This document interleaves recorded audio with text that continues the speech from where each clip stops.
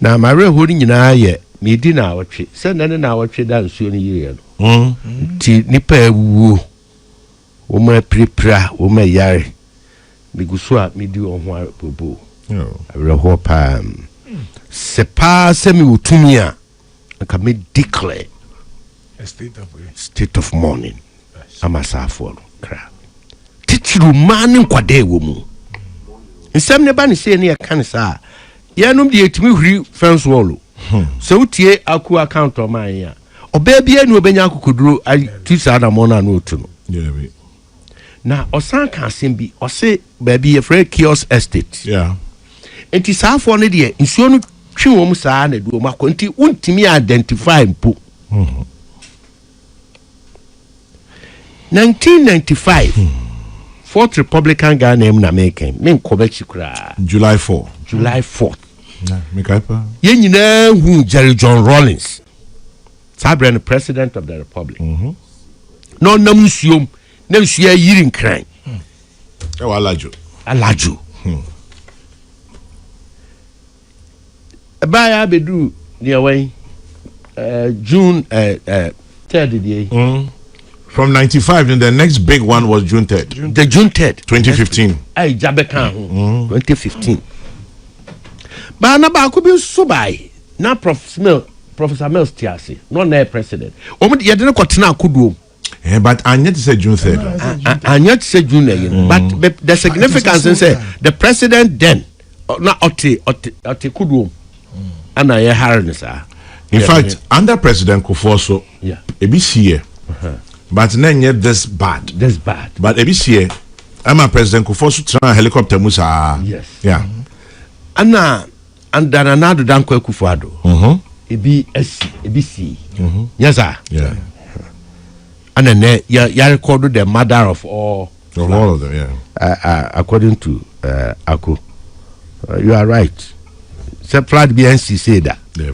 ana menya sure in fact you share a measurements about you see between 140 and 170 millimeters of water and the na the eje yankwa kakra and say nsuo na ntowo region kwapem region said the akuka because I don't see where towo yeah okay yes can you flow no by wow yes okay you're serious na ni nyina no esese akasa aban no na nya na president no ho na nya na Debbie, why should it president as that is the good thing but this force majeure enunti denti na bribi twemu na anu ye 2024 just 2024 president always is in opposition e kama nipa nyinati asofote prof TB mun central for mote papa mun kremo forte yen a lawyer for ye TB mamu ane mrantie ti se akoga anum TB sa president obi a obepe president edi wadi president pen na all records any information via national security disaster management and yemani adi nyina owo every opportunity say onim ni nyina about 2 minti o decide say obeba so low amani pe hunu say aban no ho nti ana nsuo kura anto na say nsuo po beto 15 minutes kura na yira fankra nyina na aban ne nye na ye nyina ye kom ne nyina ye mfe ha na ye kom ne agye di ne amene up to this point bra kwa me oh akọ kasa na mwa that you don't have the please me name na friend me say me sa akọ na me treat me security when osiko akọ say o tetre ndam na ga me treat me na na o kwatwi me adu se me mra na we adu se me ngo me o part na ye nyina ye hwe ha na ye tie sama general on the 4th of November 14th November also well we sister station back on joy omo organize debate ema MPP NDC on this particular niema ye ka ho assemini eno no under wash your water and sanitation and hygiene water and sanitation and hygiene wash me na me represent NPP me colleague owo EPACC a oye CEO Professor Kluche ono no represent NDC Nana Mabran Kluche yes me ni mienu tane mo mudimu yes enti semo a ye di gudwa babia the MPP representing MPP Kwabena Kokofu ekaye ene ne ma ye di gudwa ne ade ene ne a mawura ba no so ene we CEO also count on behalf of NDC ni nyina ade. Now I do. I hope so. It was devoid of politics. Yes, me politics. Because we two are professionals. Inti. Yes, but many politics. There, well, oh, no, my politics are coming. Inti, you are professionals, and you are representing your political parties. Okay. And then at that stage, party now who are bemuno. Said you may dear the true jano. Dear na waya fahu. Na die na wo se anya tumi a obetumi asan ya afa ho okay wo nsusu afa na wo opra ba mu e die na wo betumi aye afa ho se nyame boa na ba mu sana mpese situate no enti anya political ai eye say ye gi mandate free Ghana for ho enti the social contract the here sa organizers in say eba nsuo eba ahunidie eba they say yes sanitation any wiran sisa anim ne ade any flooding nyina edie na wo party wa ba mu mayo na se munya kwan kura san ba bie wa mo betimi asan awe be boa yen wo so a wo pe kwan aba no die nhihye be na wo ho ma so we did all that na me can we because honorable Samia Oku akasa of parliament oyini ama bia di guabonten yewura kodwo ponkroma honorable ono lawyer ono so akasa fa we no na no na me wokuma ase na metie ni na MPP for crowd sa information we nyina ho dadaada manka na mo communication mo ya ade no kra mo nka ene ad in part I agree with Nipanibi but as far back as November 2024 me gina new patriotic party anim I can the same semi na me nim se we besi but me kan ne ma aban na ye ne hihye ne ade a ode agu akwam a oyeko de ma wrehu kra ne se wo fa sa garage project ya ye ken ye nkran ha ye hwehwe kwan be fa so because ye na ye strictly under Ministry of Works and Housing EPA na ye ni twaka kesibia wo but because ye war over site responsibility you know na me very much interested there and da me tie the then candidate and President Mahama na all can say abay o koji sika wo World Bank sika 350 million na o ma bedi o ma fa anyahwe adan me yam sheme because me nim adwuma no ne pempenso ne ne na ekwaku ene no kra be daddy say adwuma no koswa koduru pempenso bi a ye di free abemu now almost about 250 million or so dollars of sika no aben yi betoi na mom finance minister ni sika semo a so ohwe ni yi so ye ni den so miemia so ye den ana amadwumade na tia koda ana ankoswa bedru na me no kasai eti sika ne da ho according to the World Bank sika ne da ho ana adwuma no na aban no so agya yagu ho ana wanye ana onto aso anya ye hu dia ye hu enti ubisa say kwa me ubisa question we say who to blame me say now who cause some now wetin we go do we all cause some na ye chichemu a leadership attitudinal and then engineering ubisa bi no ma omuso ya kandifo na emomodene ana omunya de sefata ye hyewe eno no ho afi attitude ye nipa na ewo man yesu ne eban ya namuntuo bi a yetu a enye nansem fata afi engineering no kopem se so tie profa wa engineer no what engineer no yes of course Chama General engineering enye ne kasia ne nade egu no kon ho ene mfidi odi abesisi ho o say onsuo na betai eba betai ne wall nachi enti where na no share Wellington boots na ko prof ne Wellington boots na okuta spade so na okuta spade ane aso shovel ya nsama mehwe se na we no una yi koso etu yi wie na nsuo no ana be flow ko engineer mama me we no mama body grata na what you said that is it enti engineering if you say nia yenim say ye be ye no buku ne ho ma kire ye dada ana afefie nyansa adwene da ye tirimu eno so a kire ye obo ade de adom ye dada eya ne ka irrigation ko ye fu mu ko he abakrom na da ne aja abam no oyi ko ayinchesi ya ne nsuo na ba na land no so nyaza ne no enti engineering yenim pefe ye what town and country planning or almost all the this after they are too special and one planning na baby a ense say ye do ye see that honey I go ka wetlands the most piteous ecosystem ye Ghana ha ye di ho afro ye hunu afro say asase a enye na uwo sika nko ade a obetimi ato afro no na wa ye de ope ha block niema bebre anya we na request koye ya mutuma no sinu so anya we bi na ayi regional minister na anu so akoye bi na akoka ho asem anya Henry Kwoti and MPP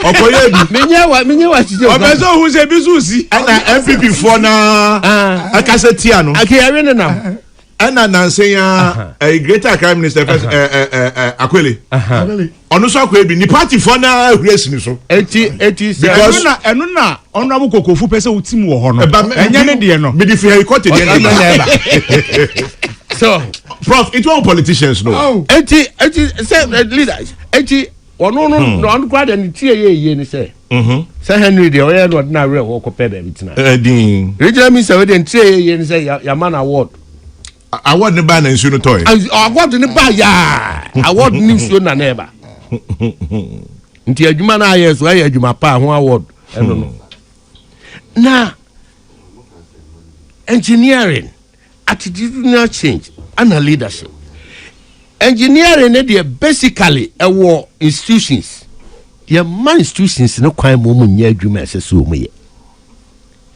because ye ni panel man ni your attitude so ye businessman or your sofo or your wine na attitude some general wouldn't say I mean cabrofo kakrewe the utilization of wetlands say ye dey at afromu ye di dwumansi adan when him say group of people be na emane theater sepa sorry yes sorry ahodo omba block nsuo no the big say omu pe asori asase asidan so ma block ti bro no kro na open one asase no boarding two nia eya afromu na obia ni ho no obia amfa nya hwe no da ho tetrete enti okoho no obenya no fu no obese nya bi kura san kan ya oto no nti na assemblies way that is the and asane akokan na hemfo asase ne wom de no mo way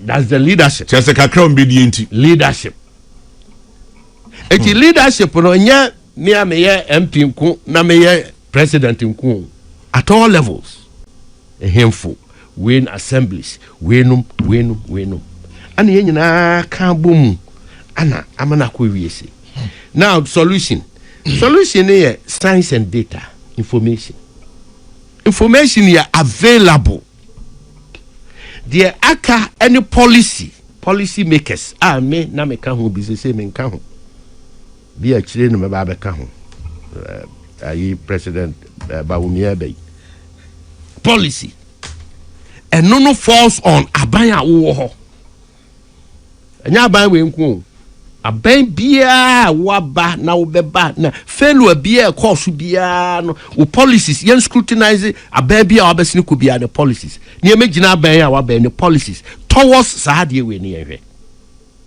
nti a systemic failure eno na chi no action anamontuo again prof okoye okohunu se ade ne betimi aha no otu anamon osum nyame pa o nyame ni papa ana oda mpanifo ano won a onfie kwa animu ano ana odi dwuma no e prof o obedru prof na abra wa bre no enti ko be decide say me ni wogina bre enti me ntram ba be nwene me ho nsuo no na emo me nkobu nkotoje na me mompa ye nsire nyame zam o ma nsuo ne mam fie ha wa nya sa otu anamon no de nsa ene na adwene egie dwumadie action. And we need the science and data and information no academia researchers and no one are available na wo ho yes afa no mokoye na afa policy wo ba ba mu no wo se won hihye ne de na obeye sisia me no ka say Dr. Mahmoud Bawumia, flag bearer of New Patriotic Party, why your policy committees? Me a part of committee a environment and the natural resources. Make a committee a sanitation, water sanitation, flooding near the Mekahubi. Now, essence a leader of any of the committees in Timin Kasama committee no. Until you make a be a mechanic near minim margin and on a professional point of view. Say we need that. Until back to where you are now, we are Mississippi. Information I'm the man one. Osu Castle, no way. Osu Castle, Nkrumah Mausoleum, Black Star Square. Ni na abeko. Abeko hin. Bisa Kokofu se Ocean Commander. Na me Benjamin. Entemeba. Eno no kra no ebeko sa kwatra. Eye science ni information data ni bia. Kokofu ununa yo. Professor Kwesi Apianimado. Okay. Now, Oye Bribi Etwem no a director of Institute of Environment Sanitation Studies. Lagos, University of Ghana. In fact, maybe Professor Chris Gordon one. Okay. Professor Chris Gordon on supervising my PhD work. Oh, okay. Sana Professor Kwesi Ado. No crowd you nyakwa be EPA board chairman. Professor Kwesi Ado. Or no, we are one of the leading oceanographers. I see. Oh, Africa. Sana Professor Chris Gordon so and the sanitation honiama. Until the inaugural my friends say inaugural lectures. Mfifimu awaye ana odida na die. Ntimi what the full test ho. Ana odida na die. Na some kan ne say climate change wiemu sachrai global warming senia dia gencheche wo wiase na wiemu ya hyehyehye na nam so na melt ice block sana ya na krofo beti ase ice block ese a wo de polar na ne no na nsuo ne man na nsuo so to bribri ne nya no poma sibre ne nya na nuye na ye nipa ye ne bibia channels ni ade ho yasisi no ani gotan mire bi beba the tidal waves nsuo na if what posoba no professor ko kan say bi uzi nsuo we na to ye no na free yes sea breeze free pono so na eba enti mire bi beba ebeba no sa na sorochi bebo kesi pi na bope ebe mene sa coastal line ni ade nyina akọ. Okay. But so say 50 years. Na gazema. Na mini ha. Na mini ha. No eja ma wa ha. 50 years from now. Kokofu now 50 years from now. Kwame Bagia no 2 years. They be do no 52 years. We grandchild now 1 year. Be do no 51. They'll have to deal with it. Now they all come baby. They come baby. They'll have to. It won't say no wako. Me say no. That is where our responsibility comes. Me say no because who can you know? Okay, Professor Gordon there. Who dey we? Now me person me dey find another professor ho. How dey we? Professor Chris Gordon so. Yeah. Now we ni sa no. Ya ye we na we no. Okwampoano ne as we speak today. Joy News so here documentary bi omu feature me no feature professor. Sisi ya me no tuka na ekwa. Nkrofo aye busy omu sa anwea no mpoano anwea no. Omu koton. Omu koton. Yes. Me tuka me office me ni me team call as far as Volta region Keta basin ho. Eno de ahemrache omu ni immigration officers no. Bi also omu de dodge wo omu. Abobo ya omu lodo ne mom koton no Togo omu de gi safer. Na awrawosime wo mu ne se Togo fo ne to nwea no ne ade a na wo mu na hwe agu wo mu no po na no awrawosime wo mu no cheto mu de mo ahunyansa oh God of mercy ba pa busa average Ghanaian say average Ghanaian any Togo average Togolese one nim nyansa obeto de wakache kasi eni nim nyansa pa because e betumi asesa ya nwea ne de akọ ne akọji sefa na omu no nsusu de agu omu enti saa ne ma we nyina na prof ne kan nyina bom ana information available the data scientific data proven data suggest ne ma huhu we nyina enti say yes ye betimi pa ye ne abre se o man a ese ye make good use of data information. As I say, you make good use of policies ben ya de best idea ya koye inti ebe plan binum de na so yemfa adwene to ho ne ni pankasa sa sisi demolition ya yen over the years kam ye bubu wie na no ne ya ja no ho inti the solid concrete ne solid na debris no anase wira na ya ja no ho no eno akra enough say no so ebe block because wo ye policy ben for ecosystem reclamation. A honey afro, and a nipan beto and no affair, and was say a honor, and in soon a YouTube bubu. As I saw restore no corner from. So why Mohoka and Tiana Moans Sanya Mani in free ho na afro na unyame born no said ya tiano and sign and regenerating na ama. Why unya she? And unto Kosakumona. You get a place be all. EPA, you qua adopt to her, and you dear kube, no near dear be pre or sabe a berry store, baby near Bubu Dan near dear. Kubeno a good for very much. Until Kube a travel well or coastal line. Right. It's just a restore the original ecosystem. No. Sa Ramsa site, ya saying na, and no ma migratory birds and a ba. Be ye near money adina omu mebio ana ye dia and say we are counting our monies. Now what you said now we are counting dead bodies. Ye e wo men. So be say nipa 18 le wu ye and I challenge them on what basis they all do any hu they are worship how are we going to be able to? Talking about the environment, na me say me koka professor bi ho asem. Yes. Ghanaian Times front page. Stop building on hills now. Unchecked construction risks environmental disaster. Professor Oting Abebio. May see on hills. Yeah, yeah. Now what's the science? Good, Meba. Sorry, no page 12. Okay. Page 12 Ghanaian Times. Me kind of bofuka craving. Stephanie Brickrang and this story in Brian. Okay. A senior urban planning expert, Professor Martin Oting Abebio. Binipa. Minim ne papa. Masa. Wa bin said bosom. Masa has urged the government to place an immediate ban on unplanned and uncontrolled residential development on hilltops. He warned that the country is sitting on a time bomb waiting to detonate soon. If it was science neighbor.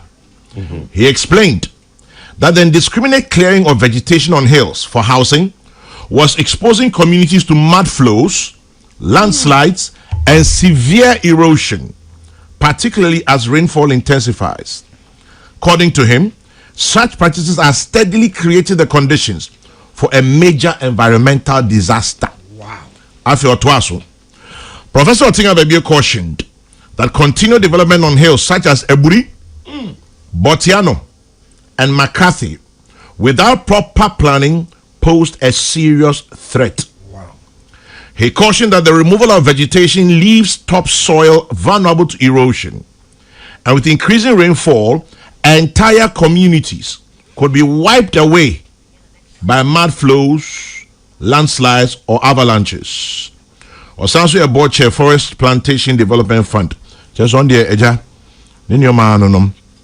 Na okeka say me also for Malam Kaswa Accra Cape Coast Highway near Honsem. Ama wasanka mad flow bio amajofe or Volta region. Say also yenhwe ni ye. Osi yenhwe ni ye landslides no betimi occur alongside an earthquake. Yeah. General. Where the Sabio onu nenim na adwuma Kokofu ebusuafo ni bi. General. Yes sir. Information here pa me dey bia send you sisi a me interview bi. Na to say the all kan abure ayi no. As apart from there all kind of cry no. Profi. Yeah. Ayi na wo ho no. The ehunu mountain no. Unfortunately, enye granite. Okay. Eye sedimentary rocks. Okay. Enti ahyehyɛ. Ahyehyɛ. Na vegetation na wo so no. Enuane ade na wo so no. Ni hine ni wurawura mu. Ana peki nuane. Enti ni hine no acreate divisions wom. Just enka mom enye fua. Enti se bibi kakra pressure bi koso kakra bia ebeyi. And when apart from science ya ken na yanim sem andaje ekufo aburi kwan na nti sei na ya fia bi edwiri begu na sikwan no eyeje ekufo aban ana nya kokoduro yes a massive infrastructure I mean Kokofu no come and say for buria for the past 2-3 years let me tell you so me too every girls Oben say even sections be or na if you see the net crack exactly. So you were right on that. Yes. And you see what they fail to also add ne say yeah the net no go on the intention ne say you be prevent yeah the anwea yes ebegum yeah ni edua grass yes. So na grass ni roots no will keep it in place. Yeah.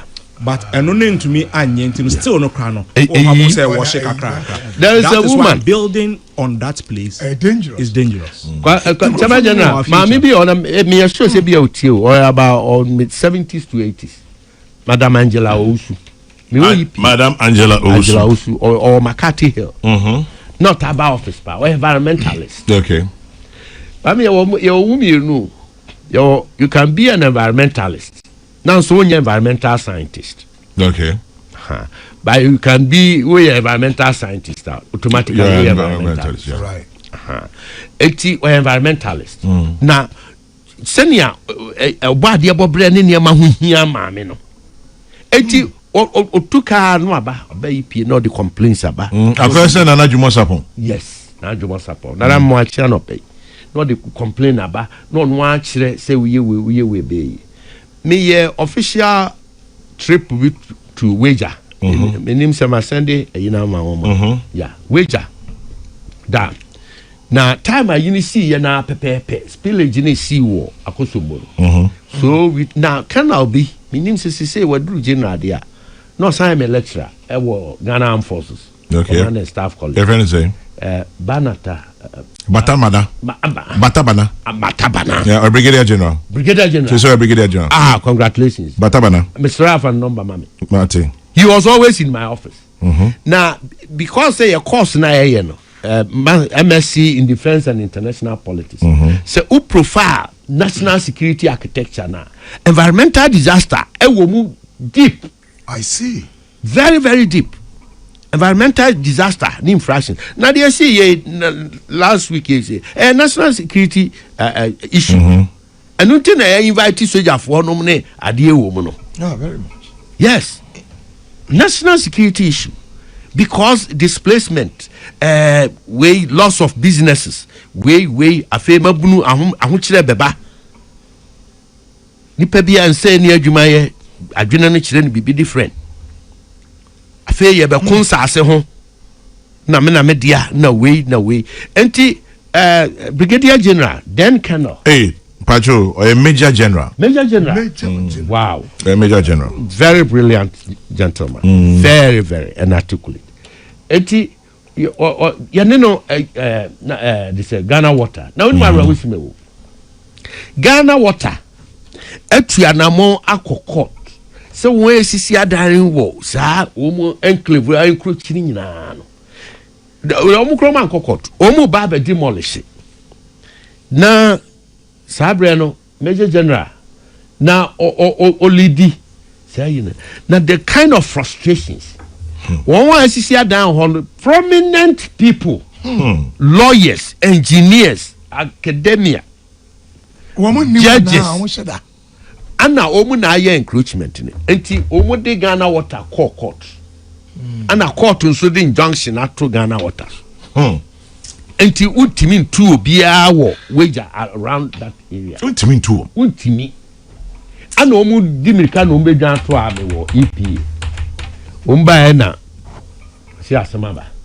ni EPA lawyer metehu Act 490 of 1994 emrani nesina aka by ben day musori me enko then we went chama general afina I just say wo hwesin no na wo hwe ba bia ni party and I told me catch you say emre bi beba no mo besu afra aban but that's what is happening. Yes enti da me tin say wager a submerge no enti mo ne papa mu a mo modern na mo move na mo call uphill kakra menwene investment no because a danidura investment no untimi fancy obotomu nko ebe say chama na unim say eno ka ho bi na inform me a share yen dem ye new law for EPA no enemre o sisi EP Act Act 1124 2025 President Kokofu sign into law 5th January 2025 chama general sa law no aban nya akukuduro na wa she EPA for den na wa ma won all the necessary support sa mra no kwa akura betun solve environmental problem winning. So the laws are there, can enforcement. The law is there now. Ako at the end I see we bring no you see a friend Gabion basket. Gabion basket. Either is it Gabion or Gabion? GABION. Many are paying Kwaku and they send me from UK. Kwaku me that I say a friend is it Gabion or Gabion, but I say Gabion baskets. But said it to be a basket. Gabion, ne baby a basket. Basket. Yeah, they are the papas. Eti, Chama General. Yes. Emrana osisi no. Ema EPA to me. Ama to say we just my ken. Okay, Gabion. Gabion basket. Okay. Yo. Ema to me mane kochere Ghana Water company. Adena Ghana Water wo property no jurisdiction. Na watena ho amankrofo iti me EPA my arrest to do kokko. But say no. Assembly wo. And I make EPA would then arrest assembly. To me yet. Why that new law? As my making that is the new law. Who EPA boss no? Yes. Teachers say Professor Brown Kluchi. Yes. On President Mahama na appointed. Yes. MC or House President Mahama appointed. Now inti Nana Brown Kluchi okwachere hwan. Ahanti na was my kan wan temase. Me say abani nya akukuduro. Akukuduro ne be na ya hye adwuma kuo no ahoden a ebedin eti your problem no comes so your problem no comes back to leadership. The problem comes back to leadership. Ah, yentimi invite. Eti me kira say mra no wo ho. Ye benya kukoduro no. Ne de aye adwuma. Another matter for another day. Policy na edi wu akwan mu no. Sisi papa na ye de no soja ni pani ne your friends say. Brigadier General. Okay, yeah. Also obey we shall leave no stone unturned. Ana akuti asisi a osi obesere ne ya o stone ni bi nkrofo na na enten o stones. Enten stone. Yes that no okay. And he is calling for mitigation. He's calling for no mitigation. Now call for the but one kasa they must go and admit say they are the cause of it. So they must even be prepared to take action. And sometimes when people are not involved in action, they see it as an external force. Oh, David. What you are saying? But baby, I agree. You know, Oboti wana nsuo yiri fa no and do hunu ye. And no na make no. Anna president say soldier penny be sen koye adwuma no adwuma na okoye wo ye ma hyehyeo ne say there will be a backlash na enya wonko aban bia wo want to see say because afei de eba beba na mu hu nipa mobo na me pension pay na me dey sit down human face eno na wo kan it is a see ano akaka krea bi politicians like him at the pressure be cop papa na adwuma yeso say and they jaw mu no mu brem pen no mayi no mo ko say no na wo kan this situation as that's not what I'm addressing. No, but okay. Would count me cuz you are wrong because pressure the baba also maybe a politician pressure the baba so ana say me there's a level of pressure say we allow man also untie say me Abraham ti opposition me decide say me ko tangent na mo wo opposition na mo ye no na ne president no ye mo opposition leader no onu ankasa gina mu no ode ye politics na o ma manfo ahunu say aban no nanye papa na aban no emmoa o man no sisi ameka me ye ne saa emmoa madwum anamo amutu no enti finally chama general you need to have a national discourse, national conversation with people who know better, national conversation like Henry Kobna Kokofu, Professor Otin Abebio, Professor Brown Kluchi, amongst others. Omo munim na omofa omo political colors no tonchen na yindi san komo no into ana mopa adeboa o man mami ko anim na asa me ko anim no Professor Osafo Edu we de wo mere wa na ba ko Mrs. Teresa Adams, okay, former head teacher at Yellow Duck School in Tesano. 1st July 5 days ago. Okay. And I would pa. Wow. Mrs. Mrs. Teresa Adams. Belated birthday wishes to you, former head teacher at Yellow Duck School in Tesano. Okay. 1st July 99. Wow. 99 years. 99. Hey, where the card now? Where the 100? 80. Wow, mama. Aka another 1 year. Nyame be ya adom. Na we nyana 100 years pepe. And Linda Osei Abuajo de oya baba who CBG was Sirin so. Linda Osei Abuaji CBG Sirin so. Birthday blessings to you from Fantastic Wilberforce. Talking about wager, ask Dr. Kokofu about the cement factory near Pamro Salt Mining. Okay. How do we allow cement factory near food we eat? This is a part of our problem. Odisha Jabing in her show says, we all know the problems and what is wrong with us. We only talk without solutions, only playing the usual blame game. Well, Kokofu has provided a lot of solutions this morning and has also told us collaboration with others. Omunim ejumano bebwa pa. Tell Kokofu not to be pessimistic but optimistic that President Mahama will address the flooding challenge effectively. People are overly pessimistic, often lack patriotism.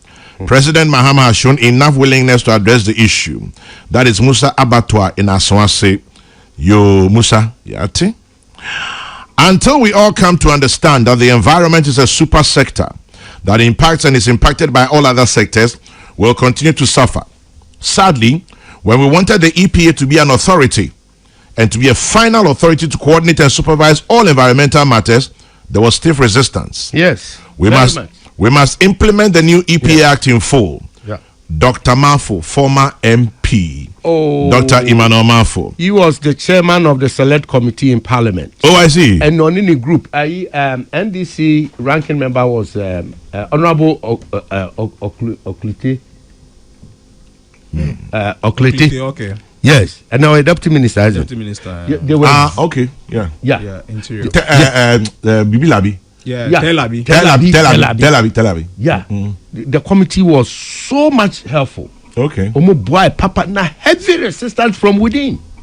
I see them in tears. Within us in what? Government of the day? The government then. Near I'm a government. Wow. Yes. And Dr. Mafu and Co had to fight and fight. My sector minister then, Dr. Kokofu, boss Memo Pay, he suffered a lot.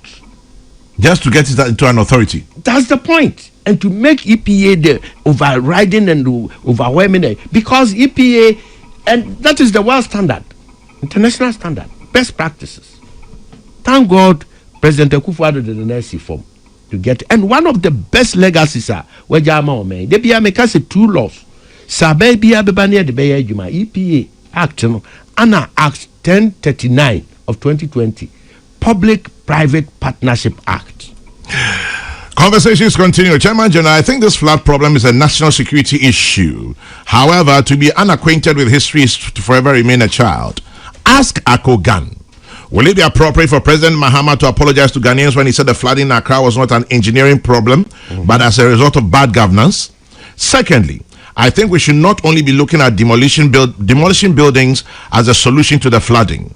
If we don't stop Galamsey, which has destroyed our forest cover, and soil protection, which serves as water management by soaking up rainwater and reducing flooding, the problem may persist. Sasa ND and no ebai. Just say now the political crowd about FM. Then you're bending. Say many politicians the aiding come. Now this one says Accra is a low-lying place. Yeah. It receives water from the Equiapim Hills. Yeah. We've caused the flooding because of human activity, including building on waterways and dumping of refuse into drains. Until we put in place measures to prevent these things from happening, Garrett will simply be a waste of resources. Eric Amponsa Boateng, tax expert, now talking water. What it means? Yeah. Jowulu, what crying? Where Jowulu? Yeah, Jowulu Valley. Valley. Valley. And just a value. Deep Valley. Wulu. Deep Valley. Because it's shown in our bar or Honeba. That's it. Yeah, Deep Valley. Basically, geographically, Accra is supposed to be a calabash. A well, yeah, of sorts, yeah. Yes, the entire Accra Plains, geographically, is supposed to be a well, a receptor. Yes. Into your more insuta you no mountain cry. Now what's a large no I got to us who say so and basically Sahanan the natural ecosystem that was say or maybe anka you're developing for ecotourism enclave. I see. And your capital na ke de be kra. And ke be special ecotourism enclave bibia wo bia wo be hu say ecosystem no natural ecosystem no persist. Ko jina buri na wo shepa. Yes. Every na wo say te se kra e receptor te se na so jina pedoase na buri na hwe nkran you see it as a Jowulu defines Accra as it is. Enti ne yaka se sensuo no towo ridge hono kan ho bi wa and can disastrous. Enti we shouldn't be too comfortable. We mention a earthquake zone. Yeah, at that region no more be fa Abri Mountain so. Eba we see former on the right side Oyare Feba no. Right side no more dem famua be fa mo ha. Kosi there be a new Bank of Ghana building. Wow. The Chemu wa Kusi Makati here. The belt is there. And when my office was permitting the new Bank of Ghana, now omu proposal about I'm saying 22 or 23 floors stories.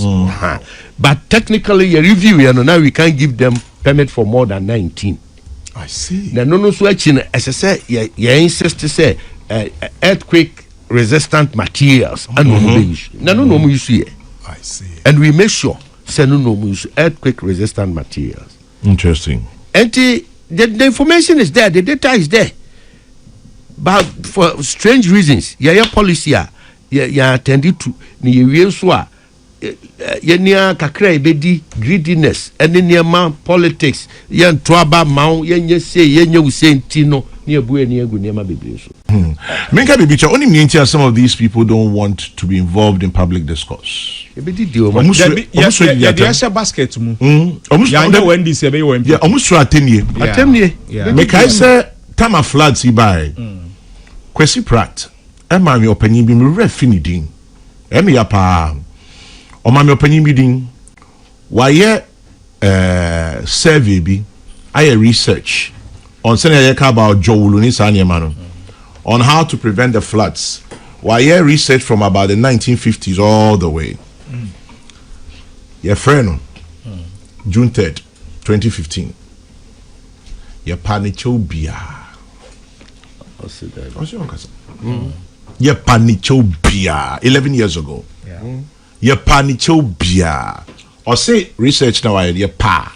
Oh, you beat me a cocaine. Yes, you may pen interview be now. Then you fee. May pen interview be even if it's for 10 minutes, 20 minutes. What's your Debbie? He doesn't want to speak. Until eventually, Nekasaya off air. No, what do you look at? What's you now? We are back say, Obi being and no akusi form. I can somewhere fata. Inti no otie discourse na koso e wo radio so ne ade a e ya na ompe inti opa chopa okaka osonye. Chairman General, the flooding should be tackled with all seriousness and not lip service like in the case of the floods task force Akwetio formed by the President Mahama about a year ago with no action. Meanwhile, the Honorable Finance Minister to forcing a sitting on garnered money. But we are people who are supposedly academics and intellectuals making mockery of academic knowledge without recourse to verifiable data. Meanwhile, lives have been lost, livelihoods destroyed because of the floods. But the propaganda field minds are jumping around, acting like pigs in the animal farm, blaming every mishap on Mr. Jones. By the way, good morning to you and all your listeners and your panelists. And welcome back from the Go Drought Black Stars World Cup. Sampine. That means Chairman General, good morning, and to your panelists. I can bet my last coin that at least 2 of your panelists have a building on an environmentally challenged area. I still insist that NADMO should be made a unit of the Ghana Armed Forces. Ni in Bachuna. NADMO is under the interior. But see, it should be made a unit of the Ghana Armed Forces. Okay. Now, Prof, me who videos my stress I hear. Tell my Prof, here a environmentalist. You know, all the asono do. Okay. When go now? I am sending him Hey, but Prof, I saw can see a power. Environmental engineering. I swear. Environmental engineering. So you are diverting the course of the water straight away. And free would die. No. Dabi. You see, he was not diverting the course of the water.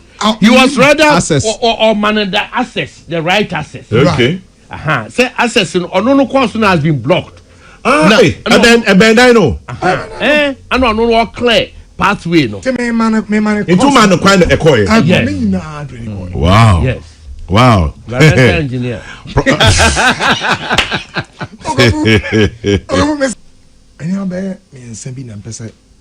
Anybody told? Kwame, there is a paradox. The paradox is just said, Makasa Ghana is a policy farm. Policies there. In fact, I didn't see, you know, my shadow pass. What was that? Kokofu, Adi, coffee policies are whole Kwame. In fact, I came across the first, it was around 1898 in Accra. Flooding policy. It's a document be back out. In fact, the first flooding in Accra was around 1935. 90 years down the line, Kwame, we still have a problem. So, conservative who do I say, Accra, on where? Kwame, you are reaching over a little closer by $1 billion. Still, now, the ambitious me who say, Kwame, share other countries around the world, Kwame, very harsh environment. Now, so, ekura. In 2016, Japan, Tokyo, Yokohama. Now, Comfort Hotel. I was on the 77th floor. So, now one prompt from the defense reception said there will be an earthquake. In the midst of some rainfalls near the end, you know. Now, on my building, a done such that a bit me always stand the earthquake. Now, on my design, down say, as I was on the down, I just And he say shock absorbers I shall say. Say who say we teach the hands we take kwachere ha money. Kwame, we an say I say miti bed no miti wa na just kakra. They are living a very harsh environment, Kwame. Kwame, a country like Netherlands. In fact, they live below sea level. Yeah. But look at the way Kwame Omo Amaneji Omo Singapore. Yeah. Tropical water scarce and once flood prone island. Yeah. How are they managing themselves? London, the Thames, you can say barrier. No? Kwame, Venice. And there are places on earth and Crofatina Kwame, where quite harsh, but they seem to have tamed and controlled stuff. I don't just say, in fact, flooding still occurs in Tokyo. Yeah. I can't say we earthquakes still okay. Yeah. But Kwame, Oman managing is such that damage is never done. At least a bit me attention. First and foremost, and that's the paradox I make once. Now, your policy be the biggest challenge in this country is implementation. Say bane nimdia adwene nyansa ntotoi. Kwame, I'm telling you, I can tell you say in Africa we are second to none. Bro, fuck us here. Ya ben pa. And why are we still battling with this? You know, the danger is that Kwame, the estimate they say for since 1935, no, any buy about 3,000. And now in Sweden, Afro Ghana. Ewa Mika Accra. 3,000. Yes. Now the question is, yeah, cost me selling na ako ekano. Adna nima na eko. Unfortunately, yenhunu anamutuya and measure up with the increasing volatility. Say yeko ye nimu no enema esesa. Enti dan wutu anamon so a ebe commensurate with niema sesa na eba no. We are not doing that. Kwame, say aya me ba ha me ta kan text bi. Yeah. Genesis chapter 2. Okay. Verse 15. Thank you. 17. Ako yo Christo now such that Ako a good boy. But a small spiritual Kwame. Okay, small spiritual 10 to 14 now. I say when you go a garden be. Yeah. Now the garden baby and I want potem hono. A friend potem say Eden. Garden you didn't hear the garden with a the garden. But it was Eden. Eden here baby and garden is situated. No say when you remember in Subia edu garden mu a Kwame now pie 4 heads. First head no a pigeon. Second head no a gihon. Third head no a hidekel. Fourth head no a Euphrates. I say a pie sound for into garden ketwa bi a nyame abama Adam na yele no. Kwame ensua 9 and the foul. Now Kwame we dey twamfonyi say ofie a wote. Me be say ha no me domestic let me domesticalize the garden say dey bi Adam te. But say ofie. And ensuo a eba no a pie a 9 eba ofie. Is there no possibility of flooding? Yeah, of course. There could be. And to come in, the verse 15 they say, I'll say, then the Lord God took the man and put him in the Garden of Eden to tend and keep it. Other version says to dress and to keep dress it. And keep it. Yeah. to take dominion. To take dominion. Kwame, So, of a Kokofu so beka Christopher no. Oka.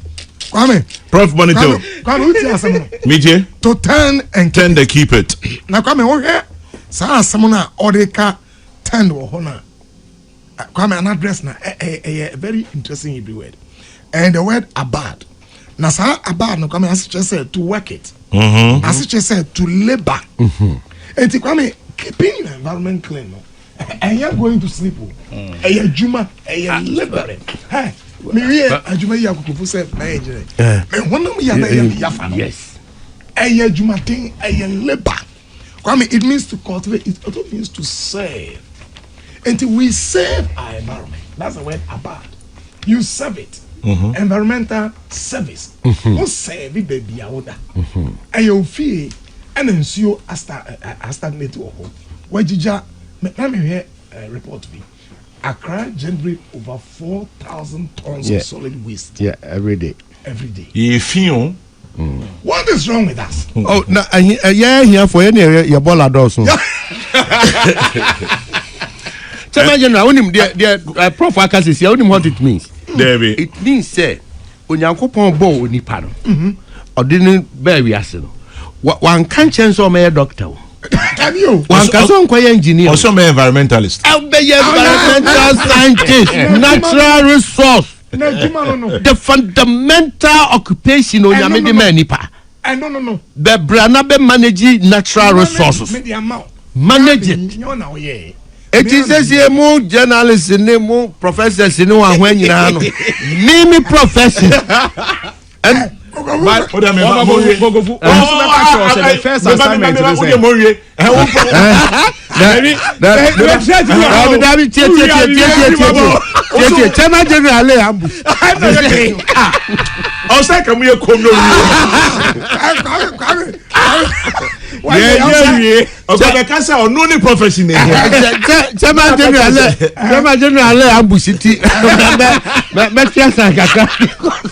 it can be this and say, o professional, o ye no, and a journalist, my platform. I hear on the way, and professor now researcher. I see but the word keep it no sama no say guard. It means watch. It means protect. It means keep charge. Wo bit ni fie Kwame. Wo mo human. Wo fa dan na chi. Wo head ye esi wo ho. Afua ma wondo ho. Odo anu eja push me say we asumesi die. Kwame. Kokofu e kan ni ma miensa. Ose die e ha yen. E wo environment no ba kon e leadership. Ba kon e attitude. Ba kon e engineering. And now later yes cause enforcement which is still under leadership. That's the messy account. A banning policies na maintenance enum tea shisha ne ma dia. Yeah. Kwame. Hey, any meetings. What any opinion about aka yen cross tea no yen fa commando ha yen fa semicolon yeah very good. Implementation is the problem. Na no problem under implementation back Kwame, this sense of official lawlessness. No ekure to me no. Na we boot to me no so. Now we use it to serve his own interest. Now I come baby and then some Kwame some video bi also for be I say or boy current abine. Was it the to that prof to that baby or didn't nipa echo what you want to baby a water course we're seeing in 32 are there now a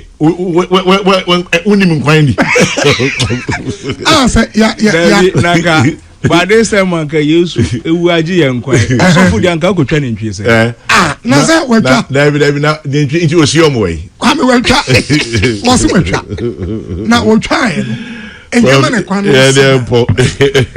if you got the ntwe ya man kwa ne sit down waterway exactly onipa kwa na ye di ago no enye ono nkwa mpo te say ye kan mpanyimfu bi wo wa babia enkran wo no Kwame o he ye wetlands anke retain ensuo no bi na aboa mana amumu anko na yatonton no nyina ma menkan de Kwame part bi a wo kan prof asem no otinya ba bi o kan o say Kwame to you yes citing research findings he indicated that 92 to 95% ohanchemu adunu mienu ekosi sorry adu okromienu go say do kon enum percent of some hilly landscapes in Accra were unsuitable for residential development.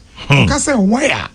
She say yes, 92 to 95% of certain areas in Accra are unsuitable, and so you see, also yet construction continues in such areas.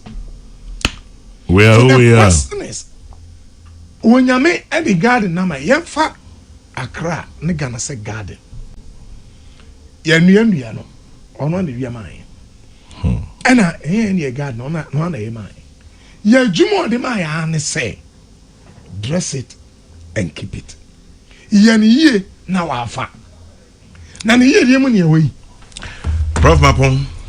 I'm social preaching here or software preaching. That would see yen. Nasa won fa Yesu so cry. I'm ready for CGC here 14 days of power. Sama General. Announcement. Okay. Your announcement. Yeah, 40 days of power. Everybody check for your website. Any ICGC church be a ben will be. You can join them every evening for prayers. And you ICGC 40 days. Ube to me ajoy any year. Dr. Otabe. Pacho. Why are you so tinyaji krawi? That's how you're done with your Paul. Mami come Asante politics. Oh, the member Asante politics 1 minute. Answer There be answer no my Koja Asante. Una kofa ba say me kwa Asante regional. Meba Koja Asante se me nda se man nti abotre meba.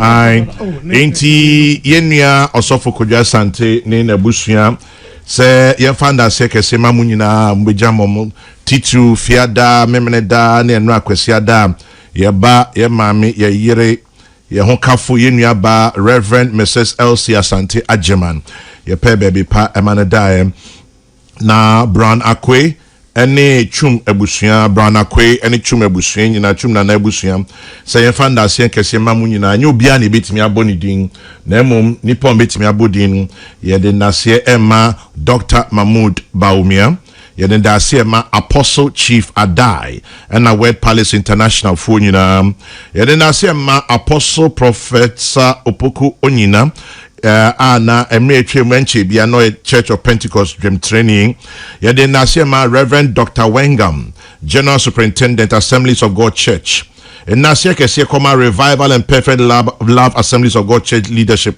ewa awoshi kaswati trum Ambassador Papti ya yenua penyini yenua bema Ambassador Papti ye de Nasia ma Communication Directorate or Ministry of Finance Atomic Police Command Police for our Atomic Police Command ye das ye Roman papa IGP Christian Tete Yohonom ena yenua penyi ye wofa COP nana nketia frimpong police headquarters ye damunyina ase Infantsman Old Girls 97 I am Moga 97 ye damase Akraka Bleo 96 funyina ye damase Dr. Say Kwame Dr. Nestofori Sapon ebusuafo nyina wo despite media yes ye ndase mamunyina ye ndase kese esoma Dean Events and Franco Estates Annex C Residence.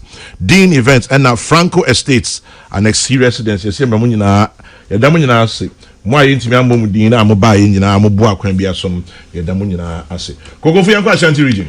Yes, Channel General, Medin Chias from Kufri, Ashanti region, Abrel. Mebana Otum for set to Abebil. Also the Nano to Mubi. Say, on I show one qua, a war flooding. Oma onyina de ye na abusian so a ahwrade nso oma wonko se somebody kan ka say Dr. Mahmoud Baumi akọ ho hwe no aka se ma yemfa nye politics ni ehwe se ye be ye no boko na oma ni nyina be tena se adwene untina mba ye menye politics no ba ye ma bomodena se memfa Kokofu 1 minute there yaso regional chairmanship no obi bia se menye awie na aka wo endorsement me and I'm so to find no beba I'm not saying me endorsement and na me pass dama Minianum colleagues, former MPs, Honorable Elizabeth Ajiman, now Sabra Mill Parliament on Kokofu, Ashanti region, Honorable Kofi from Pont, Honorable Kofi Juma, a whole lot, Mekram Pemons and Mabubudini, because Mitai Nususa. Until all former members of parliament, Omutechri say a bread says here parliamentary experience. Na Obebwa, na Obi our parliamentary experience in Obebwa region. No, I feel former DCs in MCs, so you true on support a mammy. Sir, Ominim Sema be pain. Na meet me aye.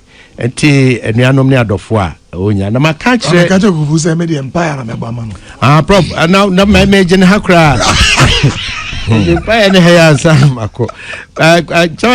So far, yeah, campaign, very, very decent campaign. To my country, Roma, Edimechi now support me na. So Uniano Uko program B na one kamai masem na can be different be a new free program no so. And also yeah, Juma papa. And me hun se me be from near my pain, the amiguso a me ye. Ene ni ameye meniso ade hunu nti ni nyina wo ho na eye BBTT SSC the new patriotic party back to life your flag bearer Dr. Mahmoud Baumia SSC say obewe the next elections your parliamentary candidates ebe feel they won SSC omutime winning seats no MIA na ni nyina mu ni betimi aya na I say Kokofu Ashanti regional chairman of MPP sa pepe okay ye nyina ye fo aso na endorsement me endorsement wo dia beba wo dia beba wo dia ni necessary vo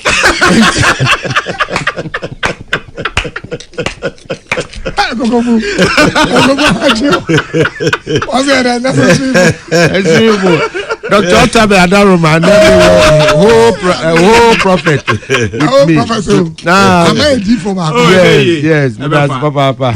Yes, and now we see Manchester son, no, Mabnuti son, no. They need Yenumbi to be with near Yakikabum. So now, no, me catch him says, oh, Quabontin, we are Babunu and Abranti or Quabontina, you will be caution from Frama. Here now, one Aquabaman, who catch a penny of fee. Yaza, and I feel so, Yesusani diagrono. Uko kanto kwa ukurufuru ni yehwa unti metna bantemansu ha no atena ho no wasu ro eni ma babanteman enti be do bibia si charajera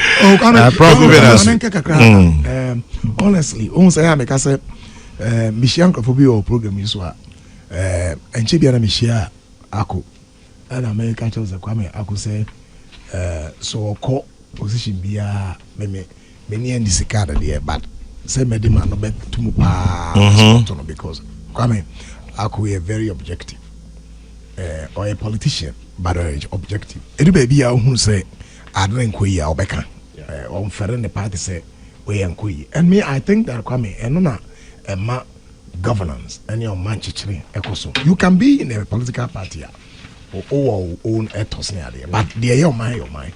I see the same thing in Kokofu.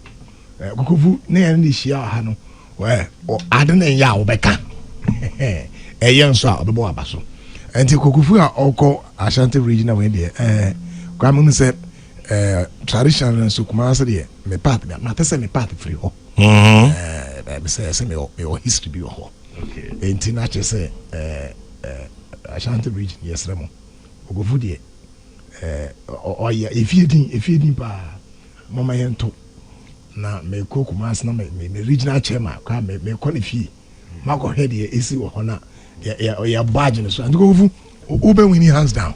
Thank you. That's super. Sana ako mo dey na be na me. O mo dey na nya mic. Oba contest. Yeah branch. Me call. Oh, ko national communication. Ko ba. O national dey mu dey amawi. Sharp. Debi no man farm na won be ma.